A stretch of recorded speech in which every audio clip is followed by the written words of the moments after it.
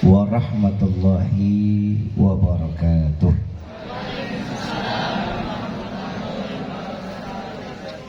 Yang sama kita muliakan dan kita hormati para alim ulama, para kiai, para sesepuh, para tokoh masyarakat yang selalu kita harapkan doa serta keberkahannya. InsyaAllah mudah-mudahan Allah panjangkan umur, sehat, afiah, diberkahkan hidup dunia wal akhirah. Dan insyaAllah mudah-mudahan kehadiran beliau-beliau di tempat ini penyebab turunnya rahmah, taufik dan hidayah dari Allah. Amin ya rabbal alamin.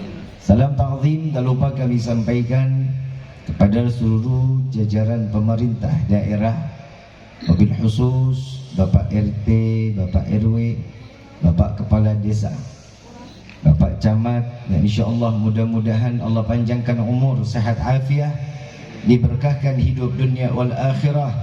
Dan insyaAllah mudah-mudahan jabatan-jabatannya di dunia ini penambah amal ibadah di sisi Allah. Amin ya rabbal alamin. Wabil khusus hadirin wal hadirat, mu'minin, mu'minat, fahamdan li rabbil hassana bi Muhammadin wa an qadhana min dhulmati jahli wa dayajiri ila nuril islamin wa ilmin wa hikmatin wa imanin wa yumnin wa khairil awamiri. Alhamdulillah, alhamdulillah ala ni'matil islam wal iman wa kafa biha min ni'mah. Alhamdulillahilladzi hadana bi abdihil mukhtar man da'ana ilaih bil idni wa qad nadana labbaika ya man dallana wa hadana. Shalla 'alaika Allahu bari'uka alladzi bika ya mushaffa'u khassana wa habana ma'alikal adhari ma'dini sirrikal asma fahum sufunun najati himana labbaik ya Rasulullah, labbaik ya Nurullah, labbaik ya Habibullah.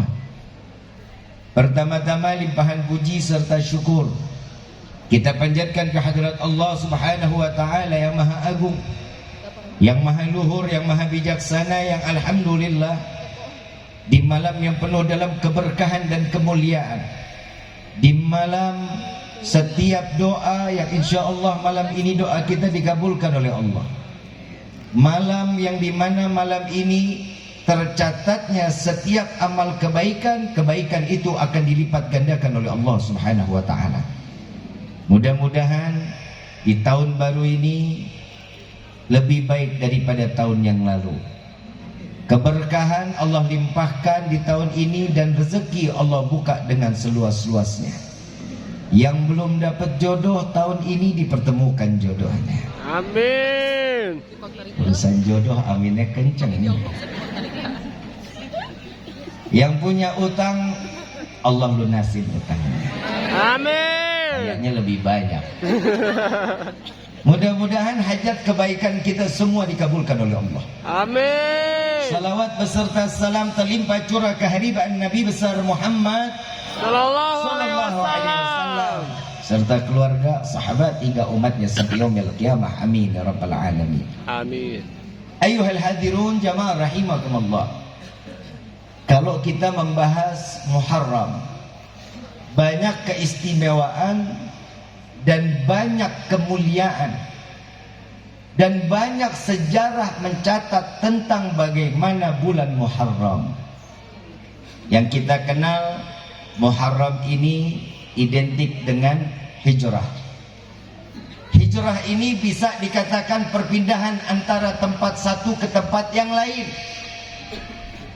Tapi di dalam agama, di dalam Islam, hijrah ini ada hikmah di dalamnya. Perbuatan buruk menjadi perbuatan baik, itu pun dikatakan hijrah.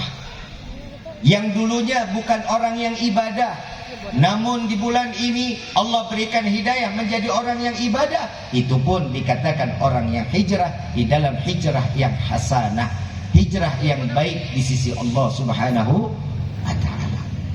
Ibu bapak yang dirahmati oleh Allah, bagaimana baik Nabi Muhammad sallallahu alaihi wasallam yang diperintahkan oleh Allah saat di kota Mekah, Nabi Muhammad SAW mendapat desakan demi desakan, tidak lagi dipandang, tidak lagi dihormati, bahkan setiap perekonomian yang akan larinya kepada umat muslim ditutup oleh orang-orang Quraisy saat itu. Allah memerintahkan dipindahkan Rasul SAW dari Mekah pindah ke Madinah. Saat perjalanan dari Mekah ke Madinah, banyak sejarah yang ada di dalamnya, banyak kisah yang harus kita ambil. Bagaimana Allah memerintahkan Nabi dan Nabi mendengarkan setiap apa yang diperintahkan oleh Allah. Sami'na wa ata'na. Bedanya kita sama Nabi Muhammad SAW, kalau kita mau dengar yang enak-enak aja, yang nggak enak sabodo teuing aing mah. Betul kah? Betul. Contoh. Allah kasih kita rezeki. Allah ngasih kita rezeki nih. Ada makanan enak, bukan main. Kalau Nabi dikasih makanan enak, yang enak ini dikasih ke para sahabat dan tetangga. Yang nggak enak, Nabi makan, nggak dibagi. Kalau kita gimana? Yang enak kemana? Ya buat kita. Yang nggak enak, kasih orang. Hidup ini kita kan banyak pemilihan. Bukan pemilihan kepala desa doang. Hidup kita ini pengennya banyak pilihan. Sesuatu yang dipilih yang mana? Yang enak. Kenapa Nabi SAW mendengar apa yang diperintahkan oleh Allah, menjalankan apa yang diperintah oleh Allah? Saat dari Mekah diperintahkan untuk hijrah ke Madinah. Kenapa? Allah menyiapkan sisi baik. Mauliduhu bi Makkah wa hijratuhu bil Madinah wa sultanuhu bi Syam. Nabi Muhammad mendapatkan kedudukan saat Nabi Muhammad masuk di dalam kota Madinah, disambut dengan riuh, dengan kegembiraan, dengan lapang dada. Saat Nabi diterima, beda dengan Mekah. Dan saat beliau sampai di Madinah, mulai agama tersyiarkan sampai ke pelosok negeri, sampai ini ke Majalengka, ini Islam. Berkah dari perjalanan Rasulullah SAW dari Mekah pindah ke Madinah. Apa hikmahnya dari tempat apa yang kita tahu dari hijrahnya Rasul SAW, dan apa yang ada di bulan Muharram ini? Yang pertama, selain hijrahnya Nabi dari Mekah ke Madinah, yang pertama Allah selamatkan Nabi Allah Musa dari kejaran Fir'aun, adanya di bulan Muharram.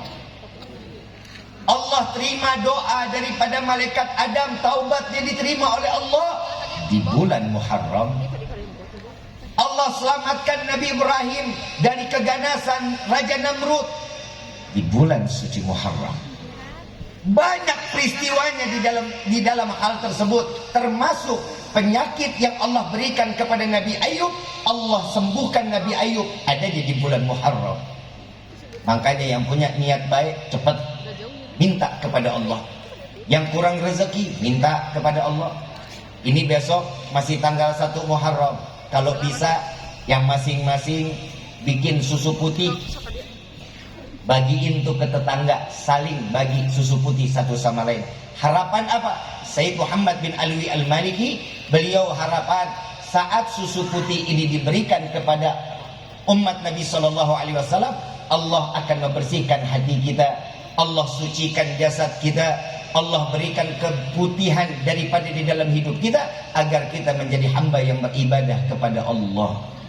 Amin ya rabbal alamin. Ibu bapak yang dirahmati oleh Allah, saya pengen tanya dulu nih, anak mudanya banyak apa enggak? Anak muda, anak muda, anak muda. Momen hijrah ini terkhusus buat kita yang muda-muda. Kenapa? Dari perbuatan nggak baik menjadi baik. Yang tadinya orang yang bukan ahli ibadah menjadi orang yang ahli ibadah. Masjid di sini gede apa enggak? Bagus apa enggak? Sholat subuh berapa soft kalau penuh? Kalau penuh, ini ada berapa soft? Masjid diciptain ada berapa soft di sini? 10 ada? Berapa? 15 soft. Subuh berapa soft di sini? 2 orang. Kalau ngomongin masjid sholat subuh, insya Allah yang datang cuma dia lagi. Anak mudanya mah Allah. Maaf ibu bapak yang dirahmati oleh Allah, ada satu kisah anak muda yang bikin gemar dirinya untuk beribadah ke masjid menjadi dampak untuk kampungnya. Ini ada salah satu riwayat, ada anak muda tiap sholat di masjid. Ini syaitan nggak bisa diem, ngelihat nih anak muda demen banget ikut duduknya di masjid. Sholat subuh di masjid, zuhur di masjid, asar, maghrib, isya di masjid. Syaitan bilang sama iblis, "Iblis, izin ya, saya mau goda, silahkan aja. Tolong dong, izin juga sama Allah." Jenderal suruh ngomong sama Allah, "Ya Allah, anak buah saya mau goda nih hamba, silahkan kalau mampu," kata Allah. Ini syaitan turun, ngelihat anak muda sering dan gemar ke masjid. Ini syaitan nggak mau ikut, nggak mau diam. Saat ini anak muda sebelum salat subuh, sebelum azan, beliau sudah mandi, sudah rapi dengan baju kokonya, dengan gamisnya, dengan kain sarungnya. Saat beliau keluar dari rumah tiba-tiba tersandung. Saat tersandung, kebetulan jatuhnya itu di tempat yang basah. Kotor kain sarungnya, kotor bajunya. Beliau masuk lagi ke dalam rumah. Beliau mandi lagi, keluar lagi, mengejar untuk salat subuh berjamaah. Saat keluar dari rumah, kesandung lagi, jatuh lagi. Saya nggak kebayang kalau anak muda model kayak kita kesandung sekali, insya Allah ya udah salatnya di rumah aja. Ini kuda kesandung berkali-kali. Begitu keluar rumah yang ketiga, ada seorang kakek-kakek dibarengin sama ini anak muda. "Kakek mau kemana?" "Saya mau ke arah ke masjid." "Oh, bareng sama saya," kata anak muda. Ini anak muda nuntun anak orang tua ini, kakek-kakek dituntun. Begitu sampai di depan masjid, "Kek, ayo, ini masjidnya udah dekat, sebentar lagi kita akan sholat subuh." Ini kakek bilang apa? "Maaf, saya tidak bisa masuk ke dalam masjid." "Loh, kenapa?" "Saya syaitan yang menjelma menjadi manusia," katanya. Saya turun, saya dengan niat memang ingin menggodamu. Tahukah engkau saat engkau tersandung yang pertama, aku yang membuatmu terjatuh. Saat engkau terjatuh, aku tertawa. Saat engkau kembali ke dalam rumah, aku terbahak-bahak. Tapi tatkala engkau keluar ingin menjalankan ibadah sholat subuh di masjid, maka dirimu dan orang tuamu, satu rumahmu, dosanya diampuni oleh Allah. Maka aku buat lagi engkau kesandung. Saat engkau jatuh, aku tertawa. Saat engkau masuk ke dalam rumah, aku terbahak-bahak. Pikiran syaitan, ini anak gak bakal keluar lagi. Begitu keluar yang kedua, dosa tetangga 40 rumahmu diampuni dosanya oleh Allah. Kalau seandainya aku buat engkau terjatuh lagi yang ketiga, aku khawatir karena perbuatanmu, ibadahmu yang begitu sangat baik kepada Allah, aku khawatir satu kampung dosanya akan diampuni oleh Allah Subhanahu wa taala. Ini anak muda yang harusnya begini nih. Kalau bisa besok sholat subuh kesandung aja dulu. Kan lumayan dosa kita juga diampunin sama Allah. Bu, Ibu, senang nggak kalau punya anak sedoyan ke masjid? Bapak senang, Pak. Kalau senang ajarin, Bu. Allah tentuin kita, Pak, di dalam Al-Quran kita tuh udah dipanggil sama Allah. Ya ayyuhalladzina amanu qu anfusakum wa ahlikum nara. Wahai orang yang beriman, jaga keluarga kalian, jauhkan mereka dari siksa api neraka. Ini perkataan Allah. Yang dipanggil orang yang beriman. Yang bagaimana? Orang yang mau nurut. Ibu enak pengajian, bapak enak terus-terusan ke masjid, tapi anak jauh dari Allah. Ini akan menjadi pertanggungjawaban kita, Pak. Ini terkhusus buat anak-anak muda. Maafin, kalau ada tujuan, insya Allah kita pasti bakal ngejalanin. Betul apa enggak? Anak muda, anak muda. Contoh, ada yang disukain orang Cikijing.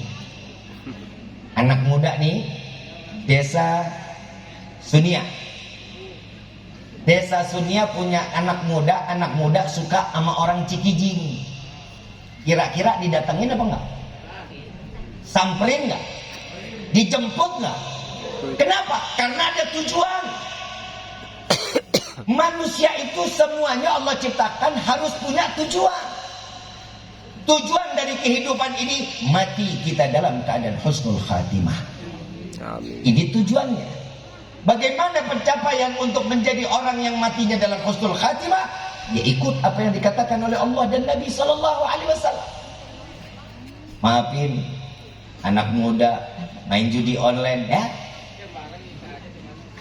Pak, judi gak bakal bikin kaya, Pak.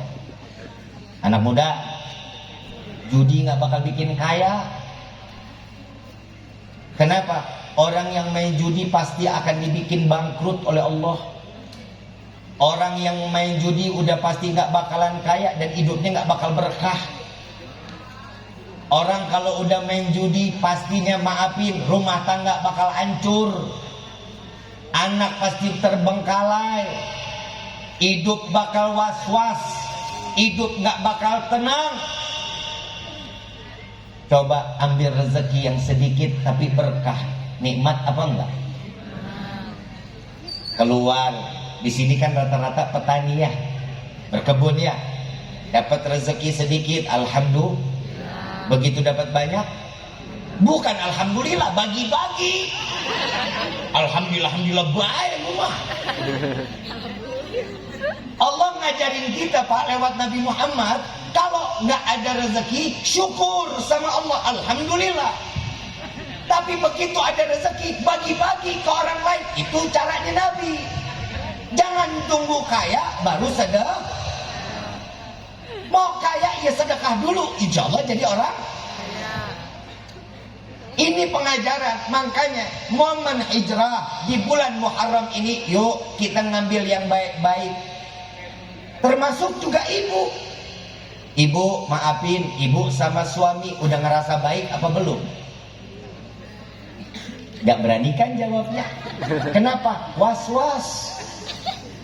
Saya tanya, insya Allah bapak jujur, Pak, ibu udah berbuat baik belum sama bapak?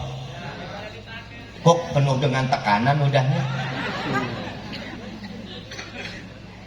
Yang tahu baik apa enggaknya siapa? Orang yang menjalankan. Saya tanya, Pak, tiap pagi dibikinin kopi sama ibu? Enggak. Enggak. Mana baiknya? Kopi aja. Bu, tiap hari masakin bapak? Masakin bapak? Ente.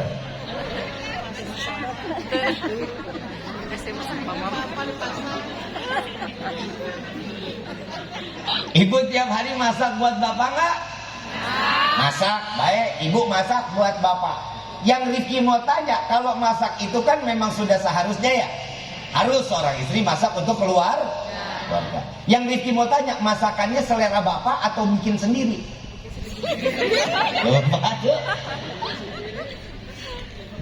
Ini perbuatan yang seperti ini, ayo coba dirubah. Bapak mau makan apa? Tanya malamnya. Yang besok mau dimasakin apa yang? Ceker. Bapak ngomong, yes, kumahannya yang baik.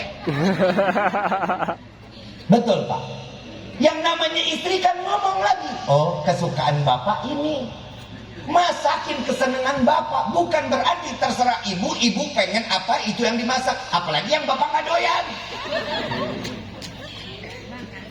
Ada perubahan di dalam rumah tangga juga harus ada perubahan. Sekecil apapun seorang istri atau seorang suami terhadap suami atau terhadap istri, semua menjadi amaliyah kebaikan. Yang kedua, saya ngasih ini amalan, mau apa enggak? Oh. Enggak pakai modal, enggak pakai tenaga, tapi pahalanya gede di sisi Allah. Mau apa enggak? Urusan begini aja mau. Yang nggak ada modal, nggak ada tenaga, hayu aja. Betul nggak? Ini kenapa? Ya ini manusia maunya yang